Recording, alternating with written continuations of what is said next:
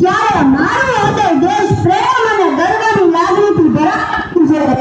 26 જાન્યુઆરી 1950 એ માત્ર કેલેન્ડરની તારીખ નથી, પરંતુ આપણા દેશના નવતર ઇતિહાસનો સૂર્યોદય હતો. એ જ દિવસે ભારત એક સાર્વભૌમ લોકશાહી અને પ્રજાસત્તાક રાષ્ટ્ર બન્યું.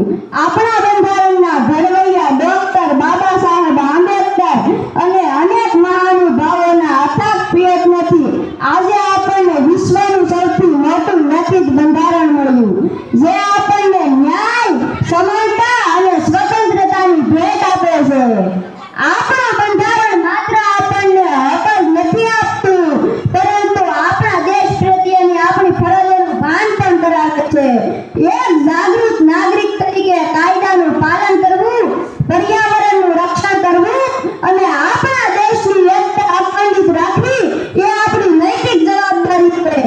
યાદ રાખજો, જ્યાં અધિકાર અને ફરજ મળે છે ત્યાં જ સાચી લોકશાહી છે. ભારતની અસલી તાકાત તેમની વિવિધતા છે. કાશ્મીરથી કન્યાકુમારી અને કચ્છથી કામરૂપ સુધી આપણી ભાષાઓ, ધર્મ અને સંસ્કૃતિ ભલે અલગ પડતી હોય, પરંતુ ભારતીય હોવાનો નાતો આપણને સૌને એક સાથે બાંધે છે.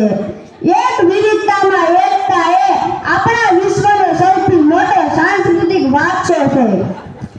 આજે ભારત વિજ્ઞાન, સ્પેસ ટેકનોલોજી, અર્થતંત્રમાં વિશ્વના સ્તરે ડંકો વગાડી રહ્યું છે.